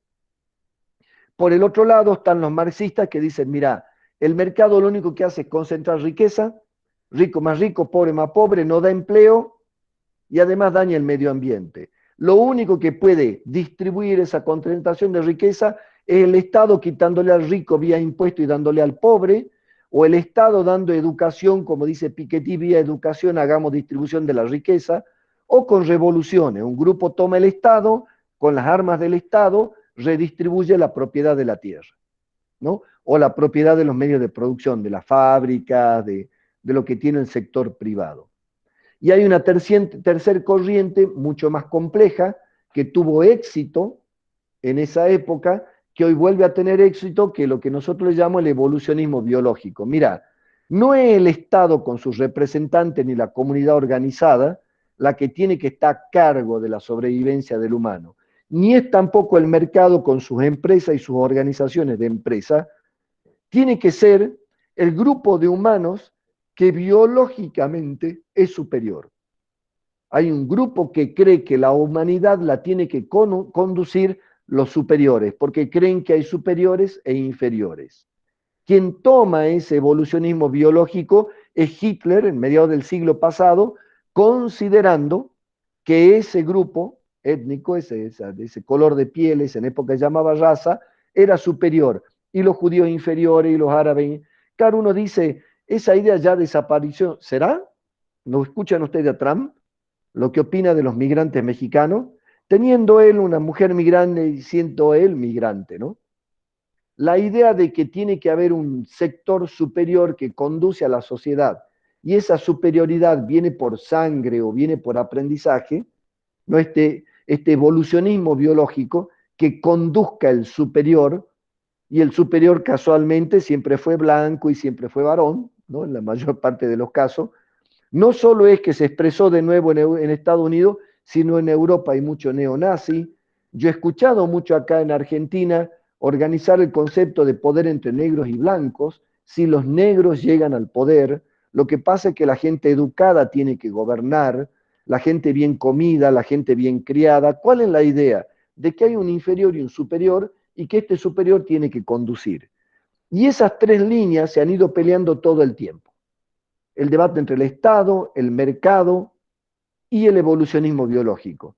El Estado diciendo la comunidad organizada tiene que manejar esto, en su versión más extrema el socialismo, que el Estado es dueño de todo, como era Cuba, y en su versión más extrema que ni siquiera existe Estado, es la comunidad organizada la que decide de quién es la tierra, de quién es comida, de quién es la fábrica.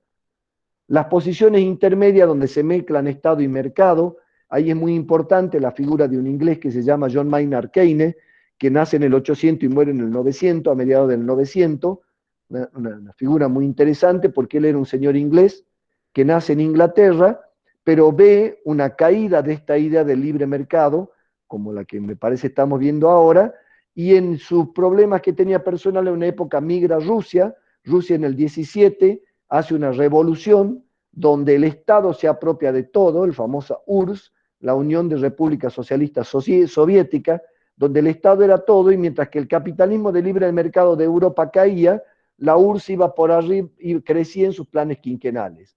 Keynes va y aprende la importancia del Estado para hacer funcionar la economía y trae las ideas de planificación urbana, de planificación de la economía y reactivación de la economía, especialmente en la obra pública, para volverlo a hacer arrancar el mercado cuando la codicia hace que el rico concentre tanta plata y seque tanto a los pobres, que el mismo rico tiene el problema que no tiene quien le compre. Tanto guarda, guarda, guarda, guarda y seca al otro, que al final el otro por pobre no le puede comprar. Eso Marx le dice que es una contradicción que tiene el capitalismo. Tiene a la concentración y al concentrar elimina el cliente que le compra. Cada vez que llegue esa concentración, el Estado produce cambios. Y Keynes crea la idea de que el Estado cada tanto tiene que entrar en la economía para regular el mercado con su codicia, con su dinámica de la competencia y la acumulación, para que no caiga con sus propias contradicciones. Y eso le llama el multiplicador del Estado cuando se mete en la economía, cuánto multiplica la economía privada, y ahí se produce un encuentro entre Estado y mercado. Todas estas ideas de relación de Estado, de mercado, hoy están totalmente cuestionadas. De hecho, los estados del mundo se están comprando empresas. Hoy estamos yendo hacia un socialismo profundo, sobre todo Estados Unidos y Europa, que han pasado con los estados. El Estado es el único que puede emitir billete. Pero ¿cuánto billete? Todo lo que quiera, no, la misma cantidad que riqueza que produce. Es como decir, yo gano 100.000 pesos al año, bueno, puedo emitir 100.000 pesos en billete.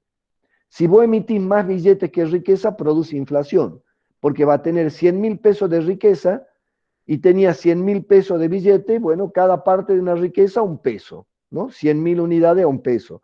Ahora vos seguís teniendo 100.000 unidades de producto y tenés 200.000 pesos.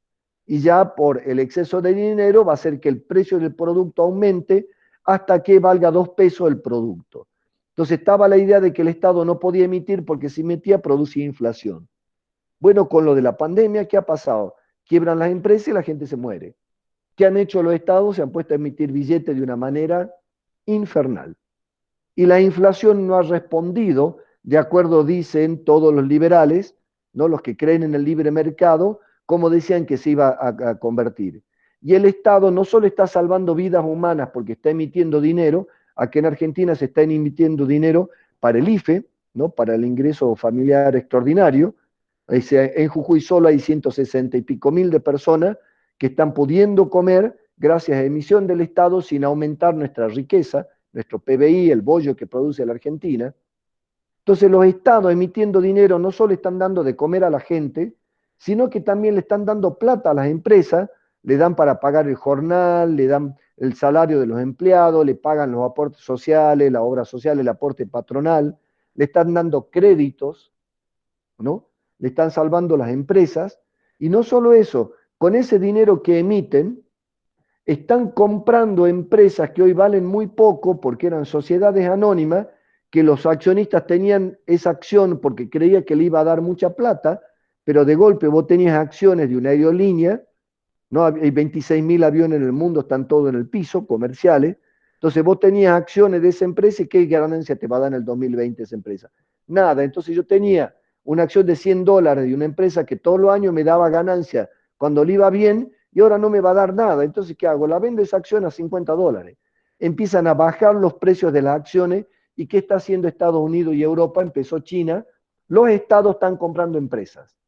Ya estamos volviendo al socialismo y el Estado está salvando las vidas en los lugares donde interviene en la pandemia.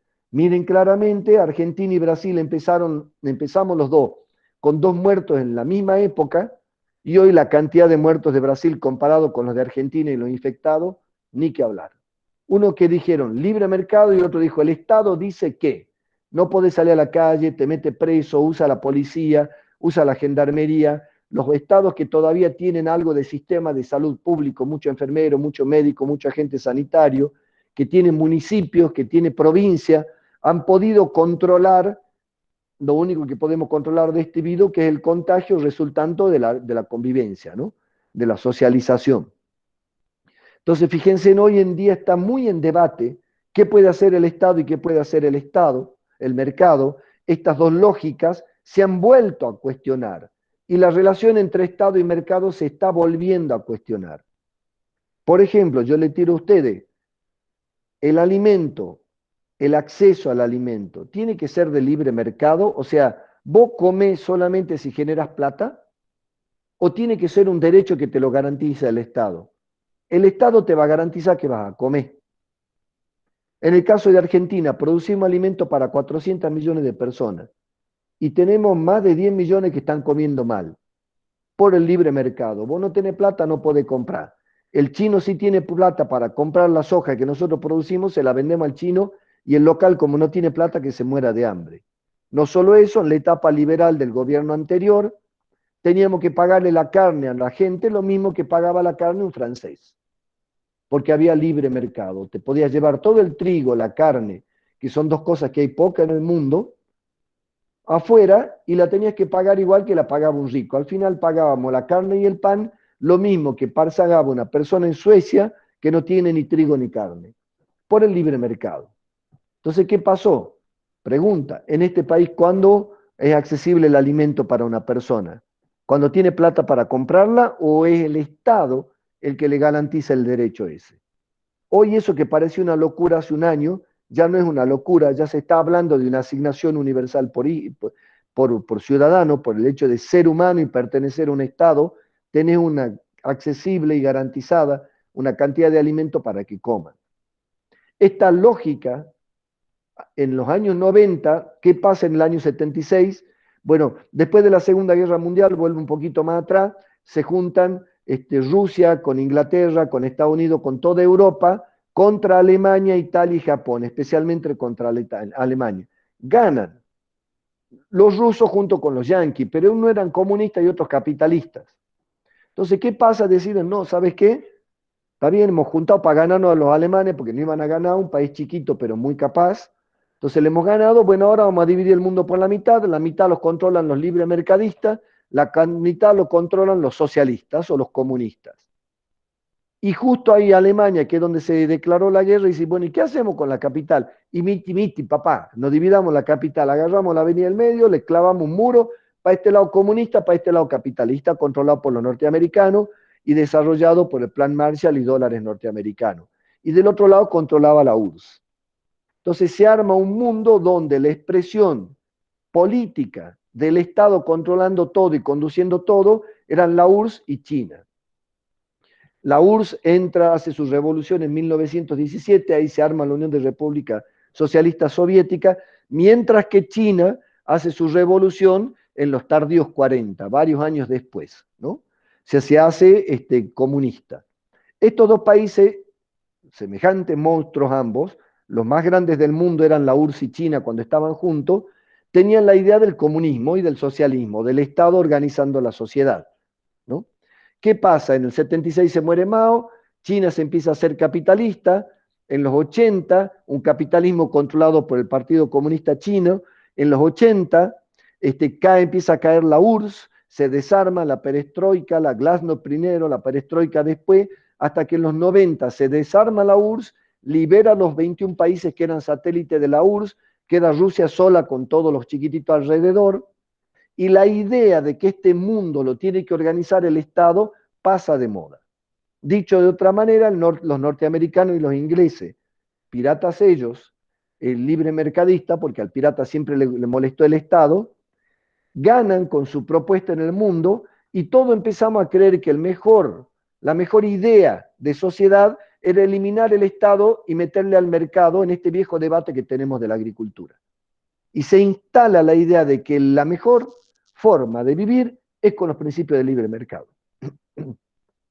Y siempre con la promesa de que el libre mercado, si el Estado no tiene déficit, si se permite la competencia, al final vamos a hacer todo más rico como lo es el primer mundo libre mercadista y no pobre como los chinos y los rusos que con el Estado le fue mal, o con los cubanos que le fue mal. En los 90 pierde potencia la idea del Estado por las características políticas que tuvieron Cuba, URSS y China.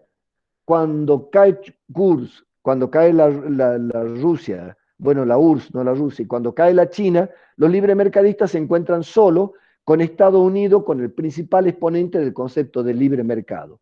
Entonces, desde los 90 esta parte, un debate político se resuelve fácil, el mercado y los que proponíamos el Estado éramos zurdos, ¿no?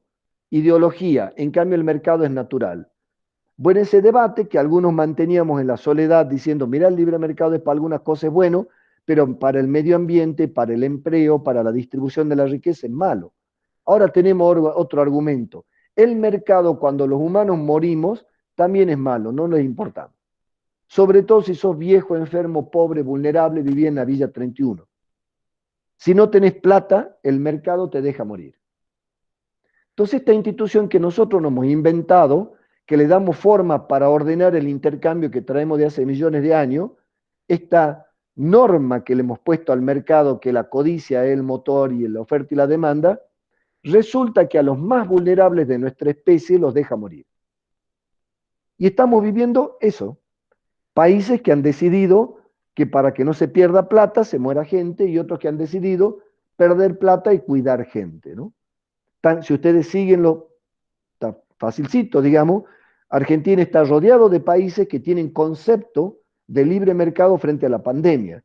Bolsonaro en Brasil, Paraguay, la Áñez en Bolivia y Chile con Piñera, que lo tenía el país prendido fuego porque hace 30 años que es el modelo de libre mercado en Latinoamérica y los jóvenes lo prendieron fuego porque dijeron muy bonito el libre mercado, hermano, pero si nazco pobre, muero pobre. Y yo quiero salir de pobre. Y el camino para salir del pobre es la educación y la información. Y si el Estado no me da educación de calidad accesible, yo nunca salgo de pobre ni de bruto. Y si soy bruto, me dominan más fácil. Entonces ya estamos rodeados de países que creen en el libre mercado. Y a todo en los indicadores de muertos, de infectados y de contagios, ¿no? Le está yendo mucho peor que a nosotros, mucho peor. De hecho, los países con más intervención pública, como China, son los que mejor están piloteando la pandemia y los que más rápido están volviendo a poner la economía en marcha. Entonces, el mercado no distribuye bien la riqueza, concentra, no da empleo, cada vez menos empleo porque la máquina los reemplaza a ustedes, jóvenes queridos. Al medio ambiente, rompelo, después vemos cómo lo arreglamos y si lo terminamos de romper nos vamos a vivir a Marte o otro planeta.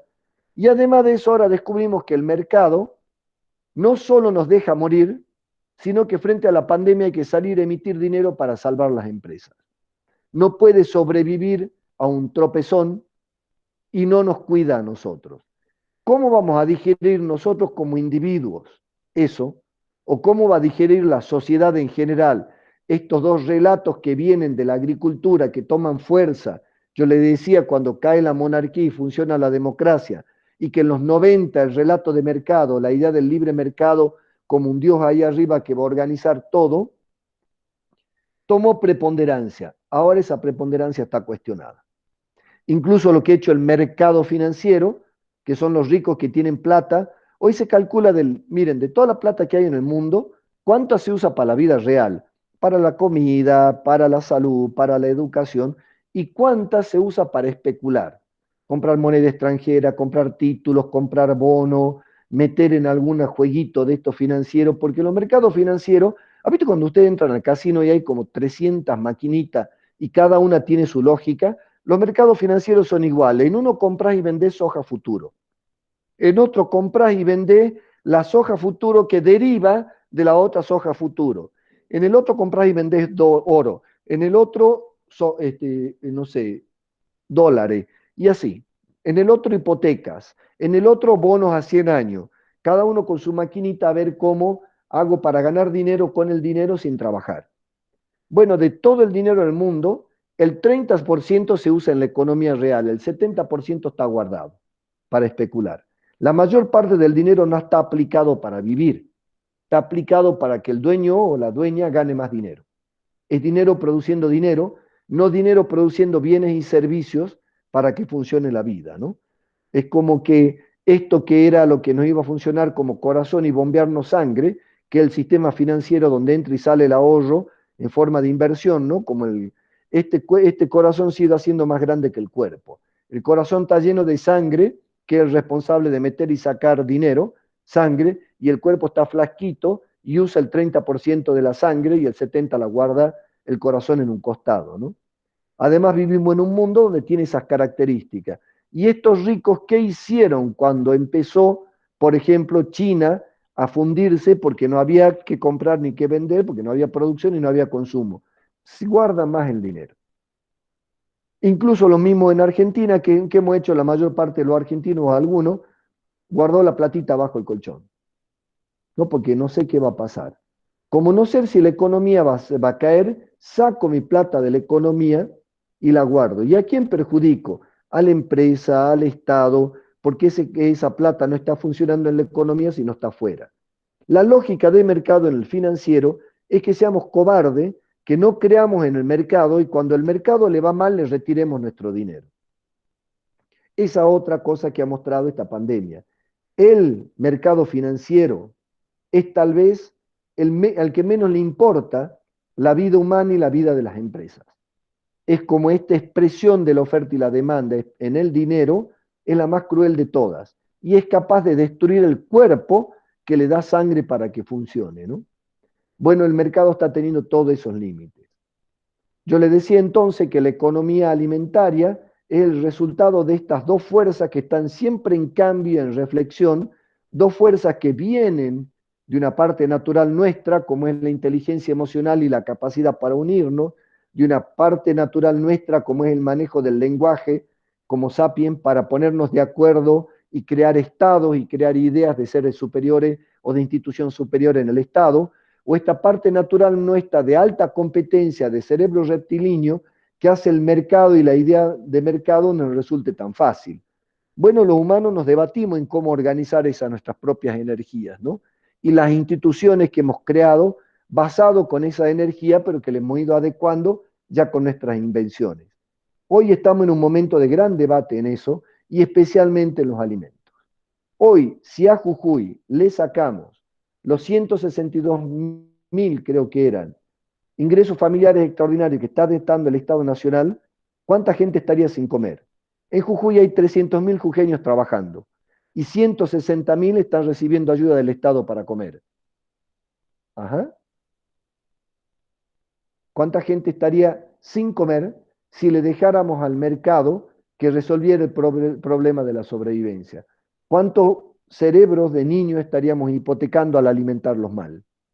¿Qué pasaría si no llegue eso? Claro, los liberales, ¿qué te dicen? Pero son vagos, no producen riqueza, les regalas y no trabajan. Entonces, claro, es como decir, es verdad que el regalo cuando está mal orientado produce pérdida de cultura y trabajo. Miren, le voy a contar una anécdota. Yo lo viví y después tardé muchos años en entenderlo y leí muchos libritos y jamás ningún librito me enseñó lo que me enseñó un cacique de las tierras guaraní, allá va Guaraní, en la zona de Tartagal, en época que trabajaba ahí y eran los 90, había mucho hambre también, porque era también una crisis del liberalismo parecida a la que nos dejó Macri, ¿no? Con lo del menemismo. Y el Estado saca el regalo de la comida a través de un plan que le llama a trabajar y los grupos abaguaraní se reúnen en un grupo de gente para discutir si aceptaban o no el subsidio del Estado en el tema alimentario. Y se armó un debate, porque ¿qué decían los jóvenes trabajadores, los más dignos? No, la comida no tiene que ser un regalo, no somos mendigos, tenemos que trabajar, tenemos que ganar nuestra comida con el trabajo. Y las mujeres que le decían, sí, muy bonita tu historia de quiero trabajar, pero no hay trabajo, no hay plata para empezar una empresa y mi hijo tiene hambre y si no come bien va a quedar OPA de por vida. Era un debate muy interesante y no tenía solución. Obviamente, el sistema político que quería dar el subsidio, porque lo que más le divierte o más le encanta a una persona que está en el poder es tener a alguien cautivo. ¿Qué es tener cautivo? Vos seguís comiendo gracias a mí, seguís sin trabajar y me seguís votando, ¿no?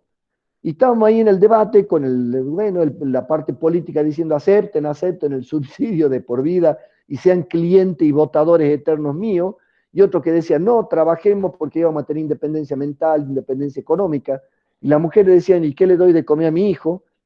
Y se vino un señor de fondo, un cacique, se paró al frente de todo y dijo, subsidio, subsidio, regalo, bueno para la panza, malo para el corazón, malo para el cerebro. Si subsidio bueno para la panza, bueno para el corazón, bueno para el cerebro, subsidio muy bueno. Si subsidio bueno para la panza, malo para el corazón, malo para el cerebro, subsidio malo. ¿Qué le estaba diciendo? Si el Estado te regala, pero vos no perdés dignidad en tu corazón, no te convertís en un mendigo y tenés un proyecto en tu cabeza, el subsidio del Estado te potencia el proyecto y te potencia la dignidad. Ahora, cuando la comida va solo al estómago y no aprovechas que tener el estómago lleno para aumentar tu dignidad y para generar un proyecto, el Estado que te da plata para que sea un piso se te convierte en techo. Y un niño termina diciéndole a su maestra, ¿cuál es tu sueño cuando seas grande? Señor, mi maestra, ese plan es poner el piso como techo. Es el estómago que se te fue al corazón y al cerebro. Miren, yo he leído muchos libritos, sigo leyendo y escuchando teórico, pero nunca escuché a alguien con tanta sabiduría describir el problema del Estado dando comida. No es el problema de dar comida si es necesario. El problema es si la das convirtiéndolo en mendigo y en perezoso. Si la das dándolo con dignidad como un derecho y exigís que tenga un proyecto, una proyección, o sea, parte de su proyecto, el subsidio alimentario aumenta la dignidad y aumenta la competitividad. ¿Quiénes son los mejores ejemplos? Noruega, Finlandia, Suecia, Dinamarca, son los países que más empleados, Suecia tiene 6 empleados de cada 10 que dependen del Estado y son los dueños de la Escaña, de muchas empresas muy competitivas y son muy capitalistas y son muy dignos y todos viven del Estado. Y ahora más, cuando la comida del Estado viene con estímulo de dignidad, derecho adquirido, no se lo debes como un cliente a un político que tu billete para cambiar la comida es el voto, sino que es un derecho tuyo y el político sigue siendo tu empleado y la comida que te da es tuya, que te la redistribuye trabajando, para eso lo contratás, y que la base del dinero es para generar un proyecto, es un piso, el subsidio es bueno, ¿no? Entonces estamos con ese debate aún hoy de mercado y de Estado. Ya son casi las 11 menos cuarto, chicos, ¿no? Entonces, cortamos acá, me falta en la próxima clase, les voy a dar las organizaciones de la sociedad civil y cómo intervienen las organizaciones de la sociedad civil, las redes virtuales, cómo se están convirtiendo en un instrumento de poder tan o más poderoso como el Estado y el mercado, y cómo están mezclándose la política con las redes políticas, el marketing político, el mercado con las redes y la comunidad global organizada funcionando con todo esto, ¿no? Y también vamos a hablar un poco de cómo ha ido la Argentina oscilando como un péndulo a enamorarse del libre mercado o a enamorarse del Estado al centro y cómo hemos ido pendulando hasta eso, ¿no? Y después, en otra clase, que ya con esa terminaría, les voy a dar un contexto internacional, nacional y jujeño del estado de la comida, ¿no? Cómo está el mundo, qué está pasando en el mundo con la comida, qué está pasando en Argentina, qué está pasando en Jujuy. Así que bueno, hasta aquí termino. ¿Alguna pregunta, chicos?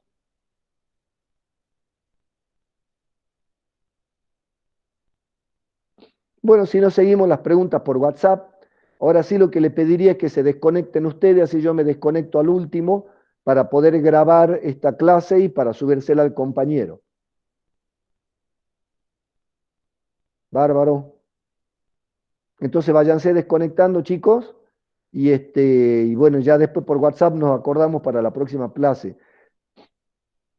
La próxima clase vamos a hablar de Macri, Fernández, Kirchner, Menem, Alfonsín, de los pendulares que hemos tenido de enamorados de mercado del puerto y de los estatistas, ¿no?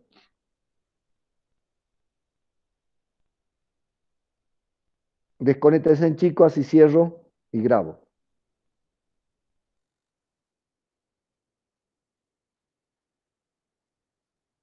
Buena cuarentena.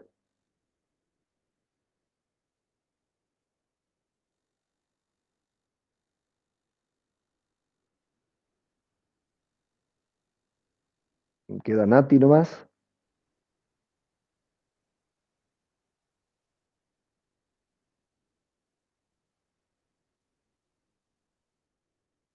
Desconectate, Nati, que ya son la última.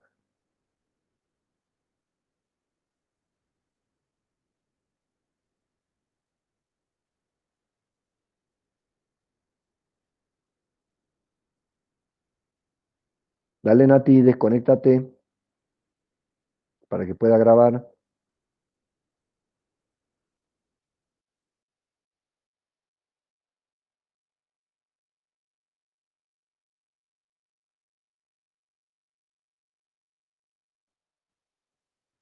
Bueno, no se desconecta. Ahí está. Gracias, querida.